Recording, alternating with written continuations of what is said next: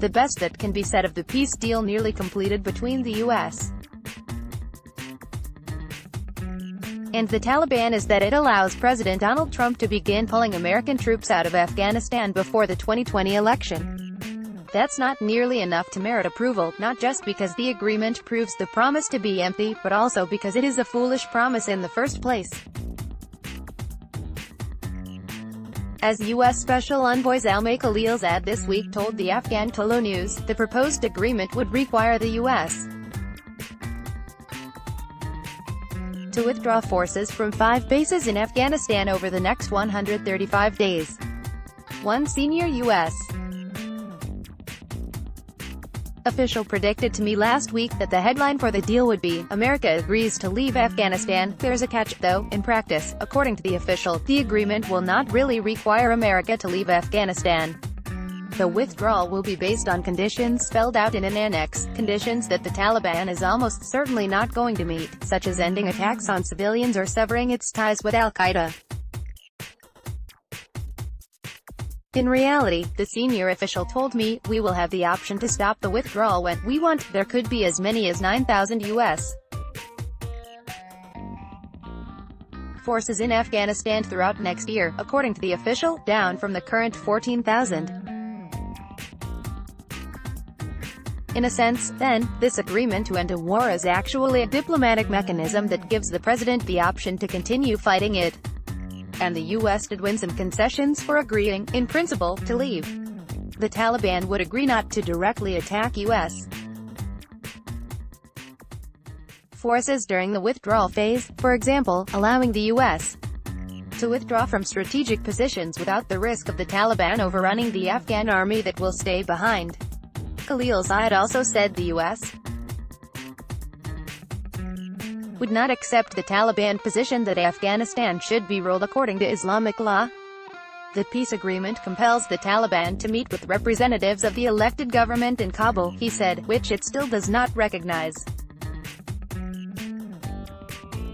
The senior official told me that the Taliban has already agreed to a delegation for those talks and that Germany and Norway have agreed to mediate them.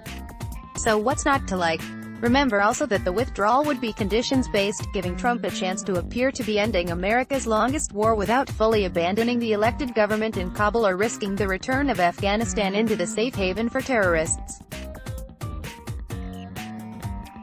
The main flaw of the deal, and it's a fatal one, is its counterparty. This agreement would elevate and legitimize the Taliban. It's important to remember exactly who America's prospective peace partner really is. Consider the position taken by from Taliban spokesman Zabihah al-Mujahid after his group took credit for a suicide bombing this week against an international compound in Kabul that killed at least 16 and injured more than 100 Afghans. According to the AP, while Mujahid acknowledged there should be less harm to civilians, he said they shouldn't live near such an important foreign compound. This is not the attitude of a peacemaker. They are the views of a fanatic speaking on behalf of an organization committed to murder. The question for Trump is why he would bother to sign any agreement at all with a group that blames civilians for living too close to a compound targeted by its suicide bombers. Hussain Haqqani, a former Pakistani ambassador to Washington and a senior fellow at the Hudson Institute, told me that as it stands, the deal gives the Taliban a psychological and narrative advantage without making them give up anything. The Taliban agree only to reduce violence, not to end it. They do not have to condemn al-Qaeda, they just have to distance themselves from al-Qaeda. The Taliban can still say they are the Islamic Emirate of Afghanistan and refuse to recognize its elected government, said Haqqani, who spoke based on what has been publicly reported about the draft. So why should there be a deal with them? It's a very good question. If Trump wants to order a partial withdrawal of U.S. forces from Afghanistan, he is free to do so without saddling the U.S. with a flawed agreement that, as members of his administration acknowledge, has enough caveats and loopholes to keep a small force inside the country. If Trump wants a full U.S. withdrawal from Afghanistan, he should have to face the consequences of that disastrous decision, without the fig leaf of a deal with the Taliban. Eli Lake is a Bloomberg View columnist.